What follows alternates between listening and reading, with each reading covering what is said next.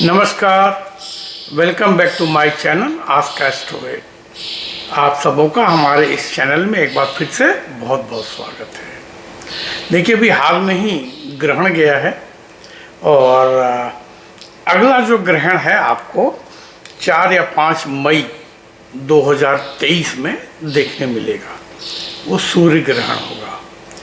तो और उसके बाद में 2025 के पहले आपको कोई चंद्र ग्रहण, पूर्ण चंद्र ग्रहण देखने को नहीं मिलेगा।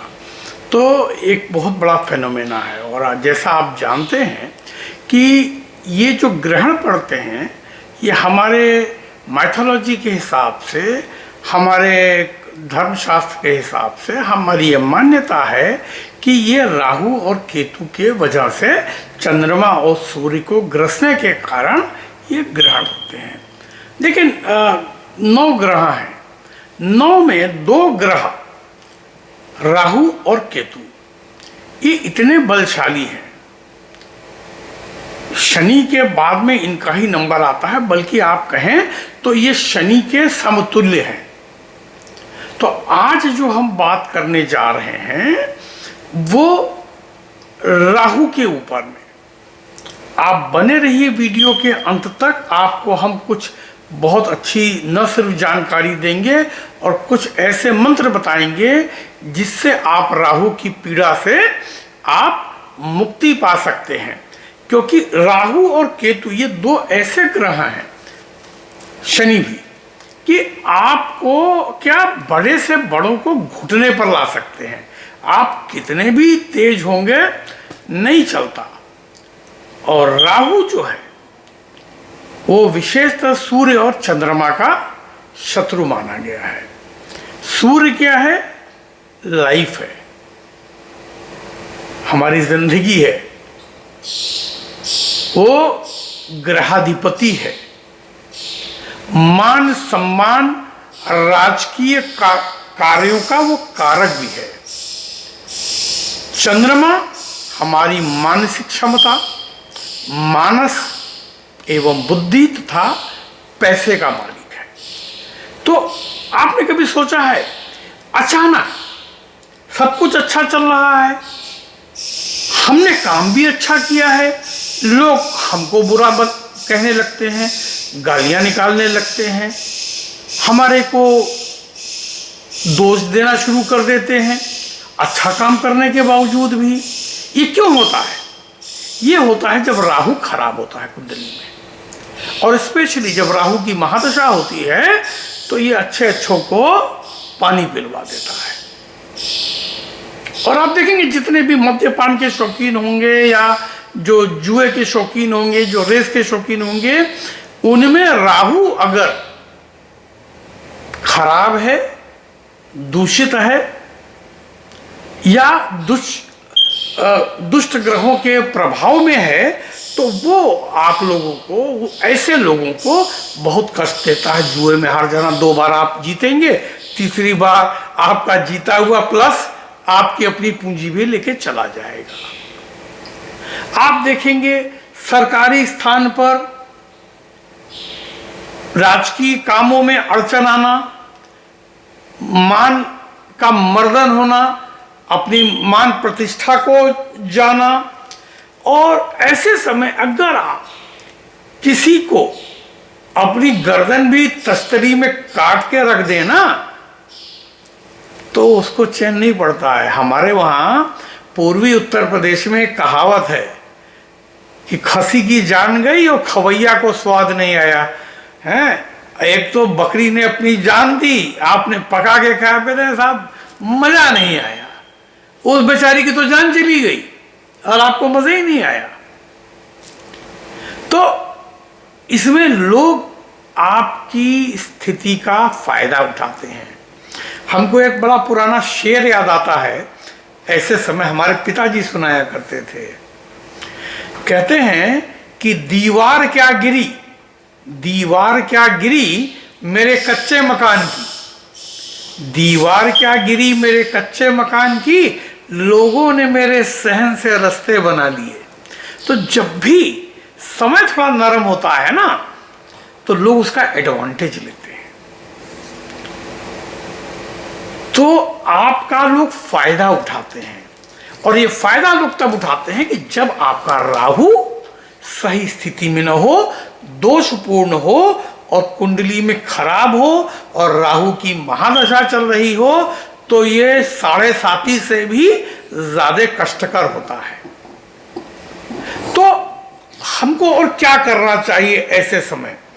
अब इसमें क्या होता है, लोग आपके हक हकूक छीन लेते हैं, आपके पास कोई वो रहता नहीं है, अनायास आपके घर में प्रॉब्लम होनी शुरू हो जाती है। तो आप ये समझ लीजिए कि आपको पैरों में चोट लगे, कपड़े अचानक फटने लगे, मकान की छत अचानक चूने लगे, इस तरह के अगर कोई भी काम हो और बिना वजह अकारण आपकी इज्जत का फलूदा बनना शुरू हो जाए, आपके मान सम्मान का नाश होना शुरू हो जाए, तो निश्चित समझ लीजिए कि ये राहु की कारस्तानी है और ये राहु का प्रभाव है। तो जितना आप इस बीच में देखें उतना अच्छा है, जितना जल्दी आप इन लक्षणों को आप समझ लेंगे उतना बढ़िया है। अब हमें इसके लिए करना क्या चाहिए? देखिए, वीडियो के अंत में आपको मैं एक राहु का मंत्र बताऊंगा और एक छोटा सा उपाय बताऊंगा, वो आप कर लेंगे तो आप बड़े आराम से निकल जाएंगे। ऐसे समय में आपको एक कोई गोमेद, अच्छा गोमेद में बहुत ज्यादा क्लाउड, देखिए बहुत सस्ता रत्न है, ये कोई महंगा नहीं आता है ना, और भारतवर्ष में क्या सारी दुनिया में हर जगह मिलता है। गोमेद को अंग्रेजी में गार्नेट भी बोलते हैं। तो इसके कई प्रकार होते हैं, red, pink, brown, yellow, green, और ग्रीन गार्नेट जो है वो इंग्लैंड में सर्वाधिक लोकप्रिय है, और द्वितीय विश्व युद्ध के पहले तक काफी समय तक लोग इन चीजों में, जड़ाऊ गहने में ग्रीन गार्नेट का उपयोग करते थे। और ग्रीन गार्नेट आपको न सिर्फ व्यापार बल्कि वाणी में भी ओज दिलाता है, तो आपको ये बड़ा फायदा करता है। हिंदुस्तान में इसकी आमद जरा कम है, उपलब्धता कम है और लोग बेवकूफ़ ज़्यादा बनाते हैं।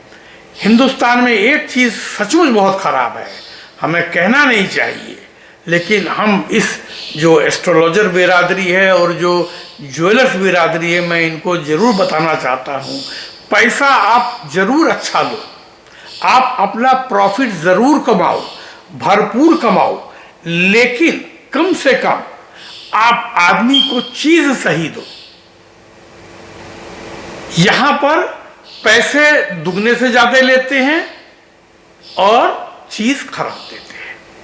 तो हमारा कहने का तात्पर्य है कि अगर आपको ग्रीन गार्नेट और ये सब नहीं मिलता है, आप ऑर्डिनरी गार्नेट लीजिए और किसी भी समय पुष्य नक्षत्र में आप किसी भी शिव मंदिर में जाइए, वहां जो शिव जी का अभिषेक होता है उसके पानी में इसको धो लीजिए। अक्सर पंडित लोग कुछ पैसा मांगते हैं मंदिरों में जाने पर, डुबाने नहीं देंगे, तो आप उनसे जल मांग लीजिए हाथ में। आप हाथ में जो, आपको जल को तो मना नहीं करेगा ना, वो वहां का जल देगा, आप अपने जेब से निकालिए, उस जल में उसको डिप कर लीजिए। विश्वास मानिए, ये प्राण प्रतिष्ठा का सर्वोत्तम तरीका है। जो प्राण प्रतिष्ठा आप हजारों रुपया खर्चा करके घर में किसी पंडित से करा सकते हैं, ये उससे ज्यादा कारगर तरीका है। तो ये काम आप करें। दूसरी बात क्या होती है कि आपको इसको, राहु को अगर अच्छा करना है तो एक बात गांठ बांध के रख लें, झूठ कम से कम बोलें। झूठ बोलने से राहु कुपित होता है, और याद रखिएगा राहु धोखा देने वाला ग्रह है, वो आपको कहीं भी धोखा दे देगा। आप दूसरे को झूठ बोलोगे या आपको पटकी मारेगा। तो ऐसे समय जहां तक हो सके अनावश्यक, मैं अंडरस्कोर कर रहा हूं भाई, अनावश्यक आपको जबरदस्ती झूठ बोलने की जरूरत नहीं है। जान पर पड़ जावे कोई बहुत बड़ी बात है तो बोल लीजिए, लेकिन कोशिश कीजिए कम बोलिए। इसके बाद में थोड़ा सा आपको अपनी सहनशीलता को बढ़ाना चाहिए। सहनशीलता बढ़ाएंगे आपका नुकसान कोई नहीं कर पाएगा। सहन करना सीखिए, बर्दाश्त करना सीखिए, दूसरों को टॉलरेट करना सीखिए। तीसरी बात, बहुत तेज तेज चलते हैं तो थोड़ा सा आराम से चलिए, बहुत तेज मत चलिए। बहुत तेज चलने से राहु आपसे आगे ही चलेगा। जब राहु आपसे आगे चलेगा तो आपको कष्ट देगा। बहुत तेज तेज बोलते हैं, थोड़ा सा ब्रेक लगाइए, आराम से बोलिए, नहीं तो राहु का दुष्प्रभाव झेलना ही पड़ता है। तीसरी और सबसे बड़ी बात, अपने चरित्र को सही रखिए। बहुत से लोग जो उल्टी सीधी जगहों पर जाते हैं, यहां जाने से राहु और कुपित होता है, क्योंकि राहु को दुष्चरित्र लोग पसंद नहीं है।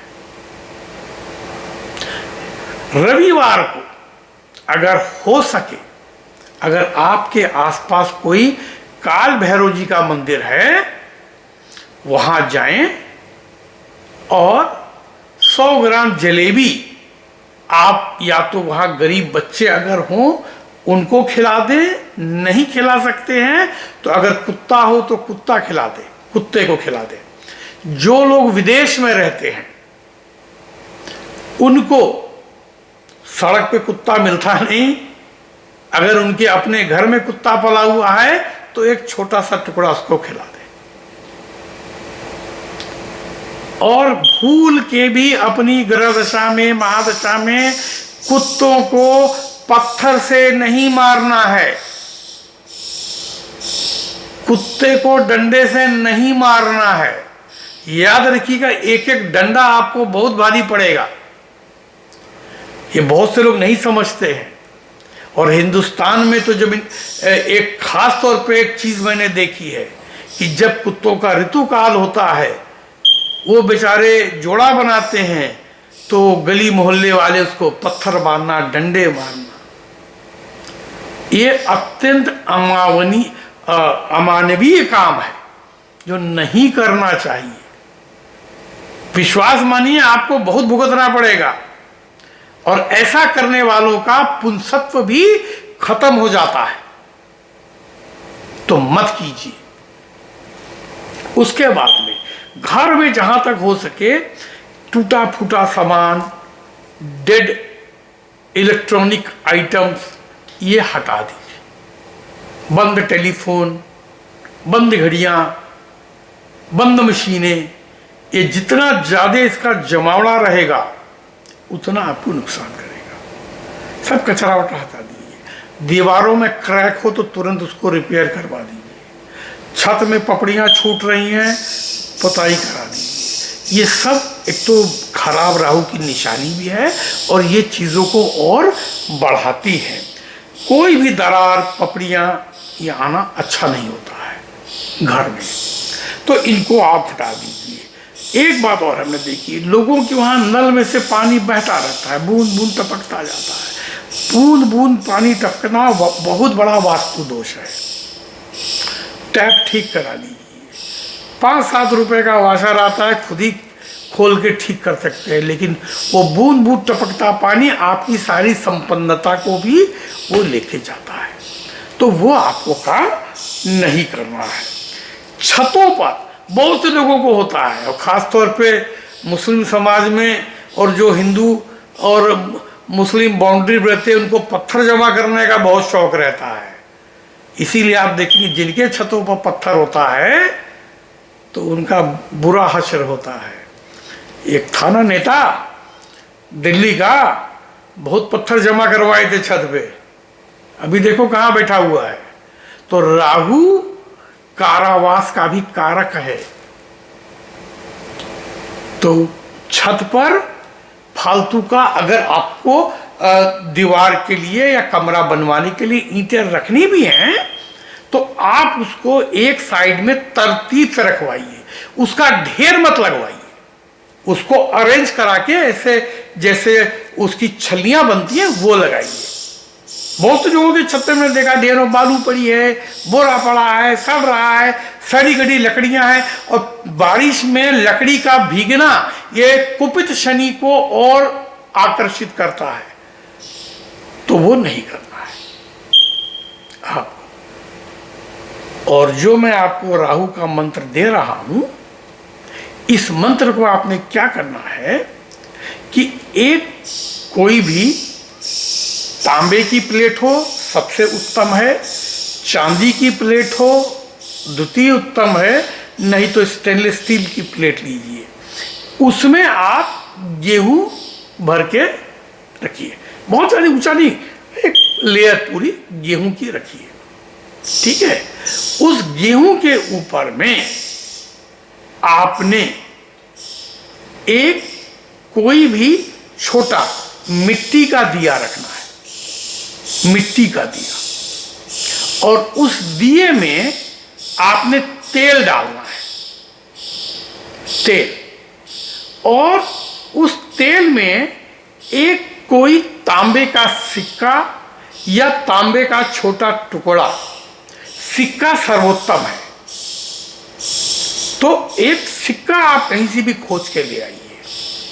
ये आपको करना है किसी भी फ्राइडे को, और वो गेहूं आपने पड़ा रहने देना है अपने पूजा स्थल पे या किसी साफ सुथरी जगह पर।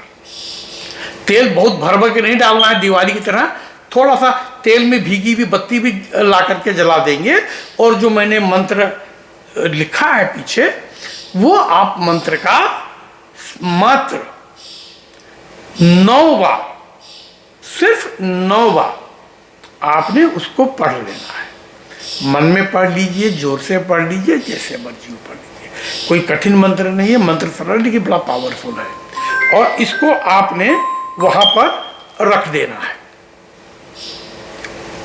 आपको। उसके बाद में आप फ्राइडे को शुरू करेंगे, किसी भी समय कर सकते हैं, सवेरे से रात तक, कभी भी एक ही बार करना है।